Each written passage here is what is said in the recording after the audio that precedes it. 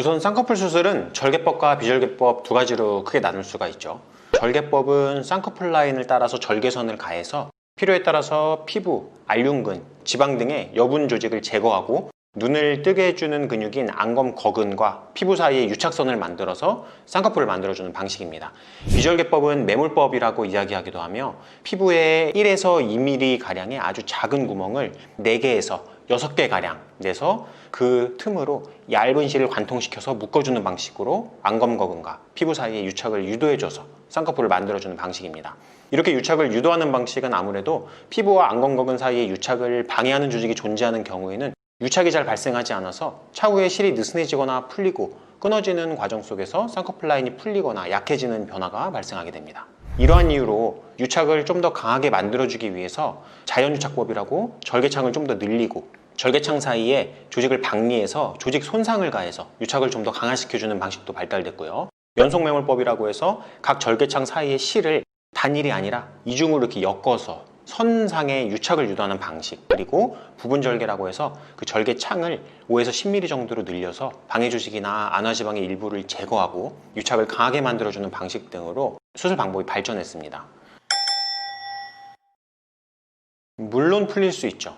그 전에 우선 매몰법, 비절개 방식의 장점을 생각해보자면 절개선이 없으니까 흉터가 최소한으로 발생하고 절개법보다 수술 시간이 덜 걸리고 조직 손상이 적어서 회복 기간이 단축되고 그만큼 비용이 저렴하다는 점을 들 수 있겠습니다. 보시면 대부분 수술 과정이나 회복 과정상의 부수적인 약점들이지 결국 결과에 대한 장점이 아닙니다. 간혹 일부 환자분들의 경우 비절개가 절개보다 자연스러운 결과를 낸다, 절개는 부자연스럽다, 이런 이야기를 듣고 오시는데 그건 절개 쌍꺼풀 수술을 제대로 잘 못하는 경우의 얘기입니다. 수술 결과에 대해서는 다양한 술기를 접목해서 모든 문제점들을 직접 교정할 수 있는 절개 방법이 월등하게 유리합니다. 그 중에 제일 큰 문제점이라고 할 수 있다면 매몰은 풀리거나 느슨해질 수 있다는 점이죠. 아무리 비절개 방법으로 적합한 분이 좋은 결과를 얻었다고 해도 쌍꺼풀이 느슨해지고 풀리면서 변화가 생기면 아무 의미가 없죠. 이렇게 풀릴 가능성 역시도 수술 결과에 대한 내용입니다. 안검거근 근처로 얇게 깔려있는 지방층도 상당수 존재하기 때문에 겉으로 보기에 성공 가능성이 높아 보여도 그 결과를 단정 지을 수가 없습니다. 하지만 반대로 풀릴 가능성이 높은 눈, 매몰로 했을 때 좋은 결과를 기대하기 어려운 눈은 말씀드릴 수 있습니다.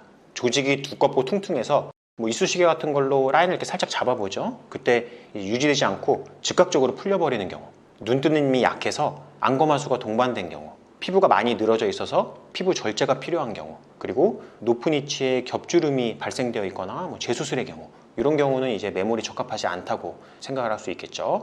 이와 동시에 잘 풀릴 수 있는 눈이라고 생각할 수 있을 거고요. 그러니까 너무 상담 내용만 믿지 마시고 자기 스스로도 내가 매몰에 적합한 눈인지 그 정도는 판단하고서 상담받는 게 좋겠죠.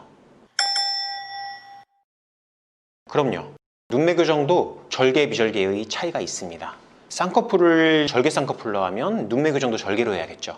쌍꺼풀을 매몰로 하게 되면 눈매 교정도 비절개로 해야겠죠. 비절개 방식의 눈매 교정은 안검거근을 결막적으로 해서 얇은 실로 묶어주는 방식입니다.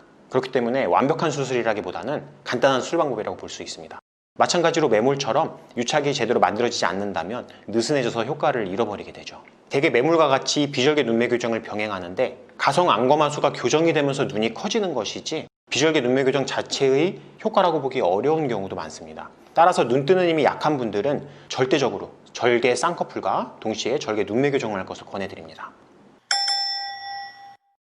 가성 안검하수라는 것은 눈꺼풀 피부가 처져서 눈을 덮으면서 마치 안검하수처럼 보이는 현상입니다. 가성 안검하수인지를 확인할 수 있는 방법은 처져서 덮여있는 눈꺼풀 피부를 살짝 들어 올렸을 때 눈동자가 얼마나 노출되나를 보면 됩니다.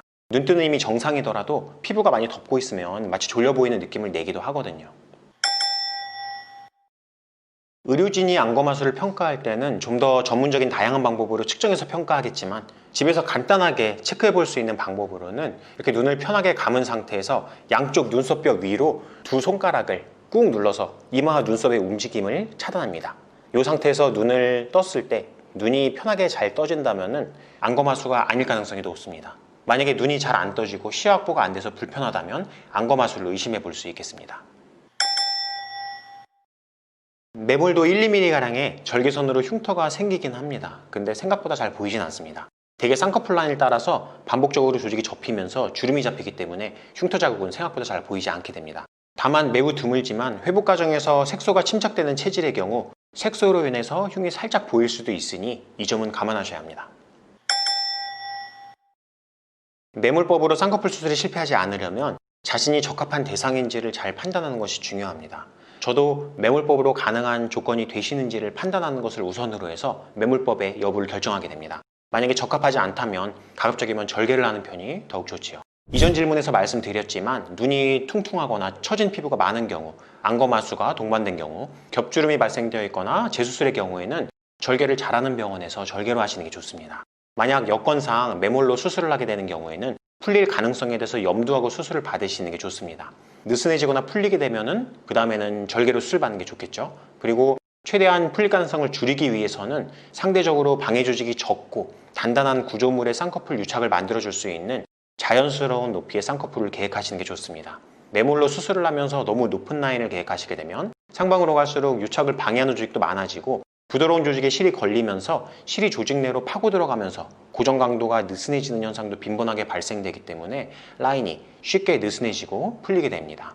그리고 가급적이면 유착을 강하게 만들어서 풀릴 가능성을 줄일 수 있는 방법들, 자연유착법, 연속매몰법, 그리고 지방 제거 등의 다양한 술기들을 병행해서 수술하게 되면 더욱 그 가능성을 줄일 수 있습니다.